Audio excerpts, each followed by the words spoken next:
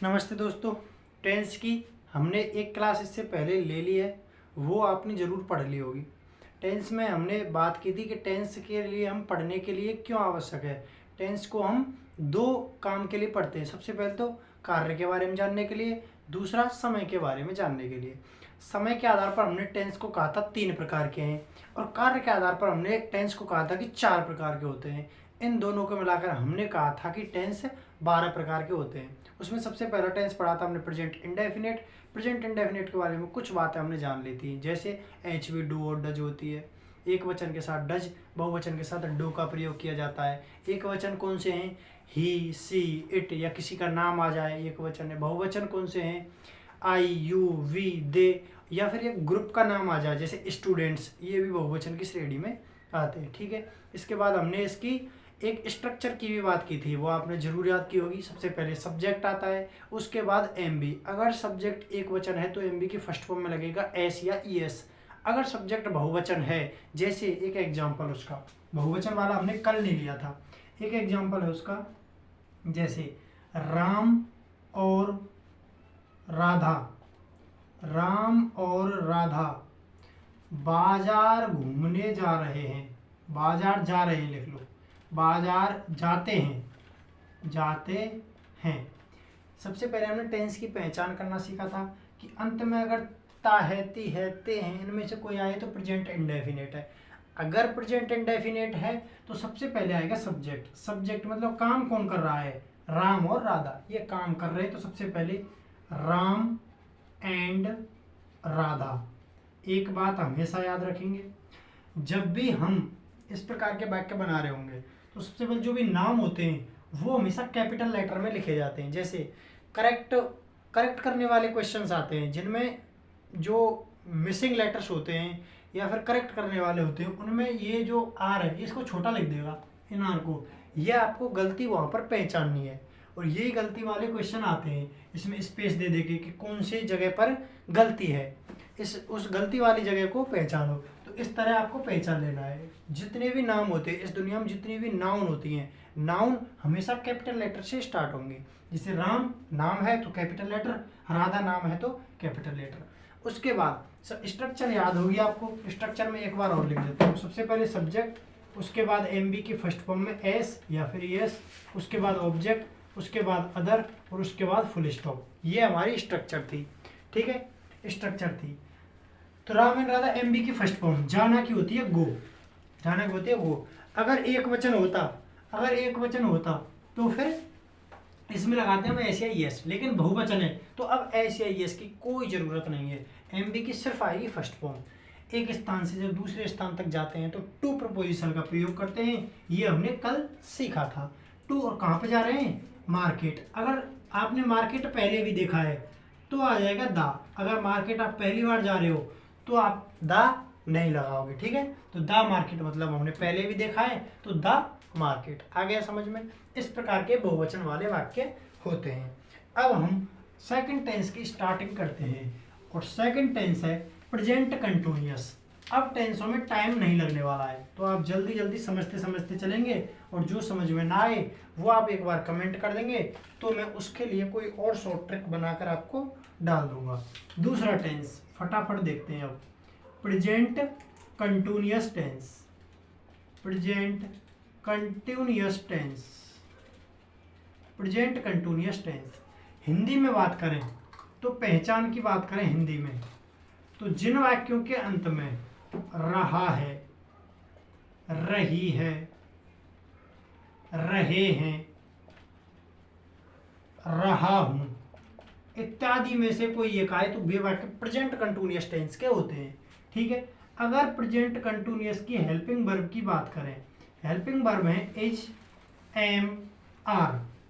अगर एक वचन आए, सब्जेक्ट अगर सिंगुलर हो तो इसका प्रयोग किया जाता है। सब्जेक्ट अगर आई हो, सब्जेक्ट हो आई, तो एम का प्रयोग किया जाता है। और सब्जेक्ट अगर प्लूरल हो यानी बहुवचन हो तो आर का प्रयोग किया जाता है। ठीक है, उसके बाद इसमें इसमें हमेशा, इसमें हमेशा एम बी की फोर्थ फॉर्म, एम बी की फोर्थ फॉर्म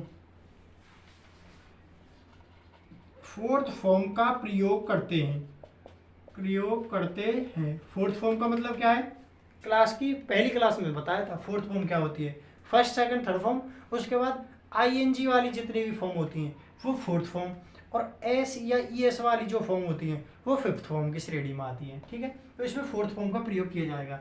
आप एक बात अपने दिमाग में फिट करके रख सकते हो, जब भी कंटिन्यूअस की बात आएगी तो हमेशा आईएनजी लगेगी, चाहे कोई सा भी टेंस क्यों ना हो। कंटिन्यूअस है इसका मतलब आईएनजी है। बात समझ में आ गई। आगे बात करते हैं अब इसकी स्ट्रक्चर की। स्ट्रक्चर की बात करें तो सबसे पहले आएगा सब्जेक्ट, सब्जेक्ट के बाद आ जाएगी इज एम आर में से कोई एक, is am are H B में से कोई एक। उसके बाद आ जाएगी एम बी की फोर्थ फॉर्म, ठीक है। उसके बाद आ जाएगा ऑब्जेक्ट के बाद आ जाएगा अदर, और उसके बाद आ जाएगा फुल स्टॉप। मैं सिर्फ यहाँ पर साधारण वाक्य कराने वाले हूँ।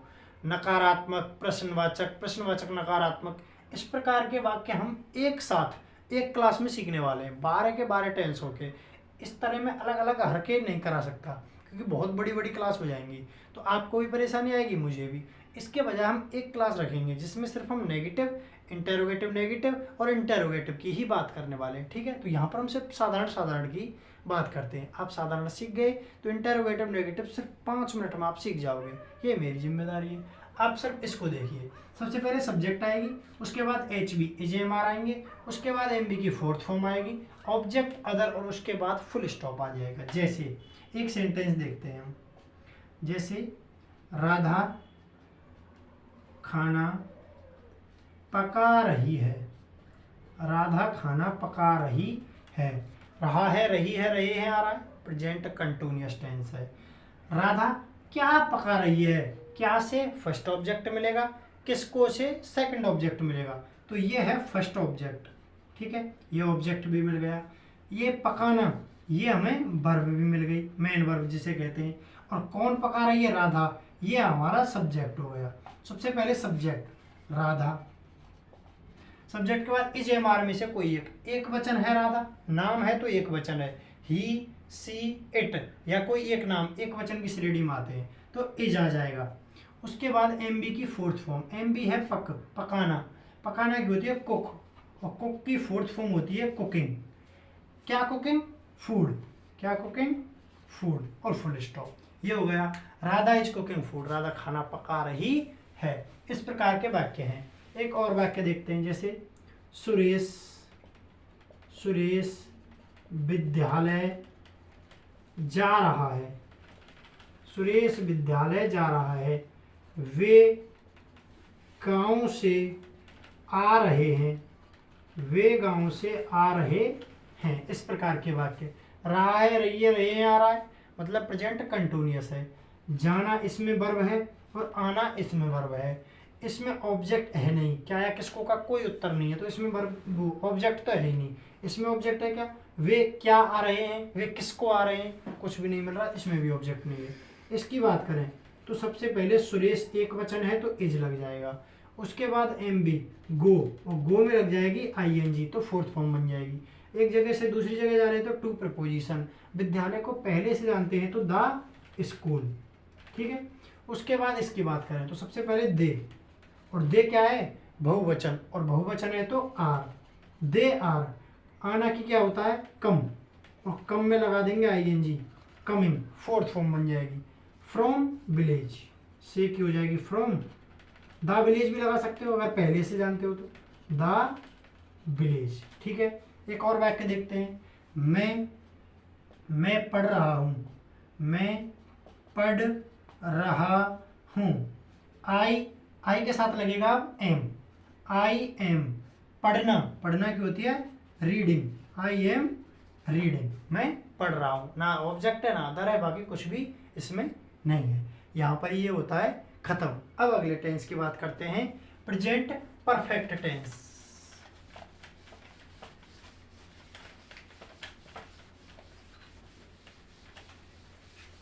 Present perfect tense, present perfect tense. Present perfect tense की बात करें, अगर इसकी पहचान की बात करें, सबसे पहले पहचान है जिन हिंदी वाक्यों के अंत में चुका है, चुकी है, चुके हैं, चुका हूं, इनमें से कोई एक आए तो वे वाक्य प्रेजेंट परफेक्ट के होते हैं। अगर इसकी हेल्पिंग वर्ब की बात करें, हेल्पिंग वर्ब, तो इसकी हेल्पिंग वर्ब हो जाएंगी हैज या फिर हैव। प्लूरल अगर सब्जेक्ट है तो लगेगा हैव, और सिंगुलर सब्जेक्ट है तो लगेगा हैज। ठीक है।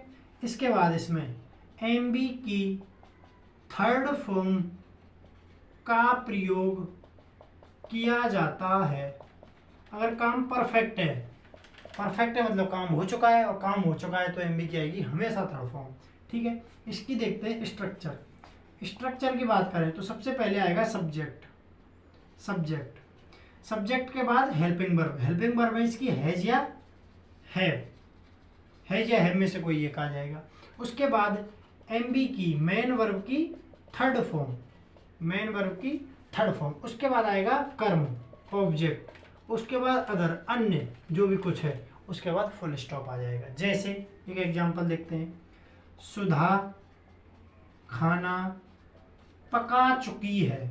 सुधा खाना पका चुकी है। चुकी है, चुका है, चुके हैं, ये परफेक्ट की पहचान है। सबसे पहले सब्जेक्ट आएगा, सब्जेक्ट सुधा, सुधा है एक वचन तो आ जाएगा हैज। हैज के बाद एमबी की थर्ड फॉर्म, पकाना की होता है कुक, और कुक में ईडी लगा देंगे, कुकड़, तो ये हो जाएगी थर्ड फॉर्म। क्या कुकड़? सुधा क्या पका रही है, मतलब कर्म है इसमें, ऑब्जेक्ट क्या पका रही है, फूड, और फुल स्टॉप, अदर है नहीं इसमें। ठीक है। एक और देख लेते हैं, वे पढ़ चुके हैं, वे पुस्तक पढ़ चुके हैं, ऐसे लिख लो, वे पुस्तक पढ़ चुके हैं। ये आप बना के बताइए मुझे, वे पुस्तक पढ़ चुके हैं, ये आप एक सेकंड में बना सकते हो ना बने। दे, इसके साथ हैज या हैव में से एक लगेगा तो बहुवचन है तो हैव। हैव के बाद पढ़ना की third form read, read read read, तीनों एक जैसी फॉर्म होती हैं। और क्या रीड, बुक, रीड बुक। अगर दोबारा पढ़ रहा है बुक को तो द बुक भी लिख सकते हो, गलत थोड़ी है, सही बात है ना। अगर मैं बुक दा ना लगाऊं तो समझ गए दा क्यों ना लगाया, फिर भी सही है। अगर मैंने दा लगा दिया तो भी आप समझ गए, वाक्य तो सही है दा लगाने पर भी। लेकिन अगर मैं दा लगा रहा हूँ, इसका मतलब है मैं पुस्तक को उसको दोबारा पढ़ रहा हूँ, मतलब मैंने पहले भी वही किताब पढ़ ली है। अगर मैं नहीं लगाऊँ तो मतलब अभी अभी नई किताब लेकर आया हूँ और पहली बार उस किताब को पढ़ रहा हूँ, तो मैं दा का प्रयोग नहीं करूँगा। बात आपकी समझ में आ गई होगी। अगले लास्ट टेंस की बात करते हैं, present perfect continuous tense. Present perfect continuous tense, present perfect continuous tense, last, present का लास्ट टेंस है ये, present perfect continuous tense. Present perfect continuous tense, अगर इस टेंस की पहचान की बात करें, पहचान इसकी बहुत इंपॉर्टेंट है। जिन हिंदी वाक्यों के अंत में रहा है, रही है, रहे हैं, रहा हूं इत्यादि में से कोई एक आए तथा समय के बाद, टाइम के बाद, समय के बाद से आए, ये वाला से आए, तो वे वाक्य प्रेजेंट परफेक्ट कंटिन्यूअस के होते हैं। अगर इसकी हेल्पिंग वर्ब की बात करें, हेल्पिंग वर्ब कौन कौन सी हैं, तो हेल्पिंग वर्ब है इसकी हैज, हैव, और उसके साथ लग जाएगा बीन, ये हो जाएंगी इसकी हेल्पिंग वर्ब। इसमें अगर मेन वर्ब की बात करें तो इसमें एमबी की मेन वर्ब की फोर्थ फॉर्म का प्रयोग किया जाता है, फोर्थ फॉर्म का प्रयोग किया जाता है। फोर्थ फॉर्म क्या होती है अभी बात करें, या कंटिन्यूअस से भी आप पहचान सकते हो, मतलब कंटिन्यूअस है तो आईएनजी तो आएगी, बात समझ में आ गई होगी। इसकी अगर स्ट्रक्चर की बात करें, स्ट्रक्चर हो जाएगी इसकी, सबसे पहले आएगा सब्जेक्ट, सब्जेक्ट के बाद आएंगे हैज या हैव में से कोई एक, उसके बाद लग जाएगा बीन, अभी बीन आया तो बीन, उसके बाद एमबी की फोर्थ फॉर्म, उसके बाद एमबी की फोर्थ फॉर्म, उसके बाद आ जाएगा ऑब्जेक्ट, ऑब्जेक्ट के बाद आ जाएगा अदर, और अदर के बाद इंपॉर्टेंट चीज आएगी सिंस या फोर में से कोई एक, सिंस या फोर में से कोई एक, उसके बाद आ जाएगा जो भी समय दिया हुआ है उसमें टाइम, और उसके बाद आएगा फुल स्टॉप। अब कब सिंस का प्रयोग करना है, कब फोर का, 1 मिनट में वो भी समझ लेते हैं। एक तरफ लिखिए सिंस और एक तरफ लिखिए फोर। पॉइंट ऑफ टाइम के लिए सिंस का प्रयोग कब किया जाता है, पॉइंट ऑफ टाइम के लिए, पॉइंट ऑफ टाइम के लिए सिंस का प्रयोग किया जाता है। और period of time, period of time के लिए किया जाता है फोर का प्रयोग। अब पॉइंट ऑफ टाइम क्या होता है और पीरियड ऑफ टाइम क्या होता है, 1 मिनट में समझो। पॉइंट ऑफ टाइम मतलब होता है निश्चित समय, जैसे 5 बजे, 6 बजे, 7 बजे, सोमवार, मंगलवार, 1970, 2000, ये सब मतलब किसी भी समय का नाम पॉइंट ऑफ टाइम के अंतर्गत आ जाएगा। और किसी भी समय की अवधि फोर के अंतर्गत आए, जैसे 5 दिन, 6 दिन, 7 घंटे, ये कोई समय का नाम थोड़ी है, ये समय की अवधि है, पूरी अवधि है, और अवधि है तो फोर का प्रयोग होगा। ठीक है, इसमें लिखाने की जरूरत नहीं है, मतलब इसमें अवधि आएगी, इसमें आएगा पॉइंट ऑफ टाइम, निश्चित समय, निश्चित समय। जैसे बजे, 6 बजे, 7 बजे, 8 बजे, जैसे 6 सप्ताह, 6 सप्ताह नहीं, सप्ताह का नाम, जैसे सोमवार, मंगलवार, जैसे 1970, 1980, ऐसे। और इसमें आएगा अवधि, इसमें आएगी अवधि, जैसे अवधि जैसे 6 घंटे, 6 घंटे, जैसे 7 दिन, जैसे 8 सप्ताह, जैसे 9 साल, ऐसे। मतलब इसमें आएगी अवधि, एक समय की अवधि, और इसमें निश्चित समय, पॉइंट ऑफ टाइम आने वाला। ठीक है, सिंस और फोर का मैटर क्लोज। अब स्ट्रक्चर भी क्लोज। उसके बाद अब एग्जांपल देखते हैं, इसके एग्जांपल देखते हैं। 1 मिनट, बस 1 मिनट की क्लास और बची है आपकी। एग्जांपल देखो। छुट्टी, छुट्टी बोले तो छुट्टी, छुट्टी बोले तो सुमित की भी छुट्टी। देखिए एग्जांपल, 1 मिनट में एग्जांपल देखते हैं।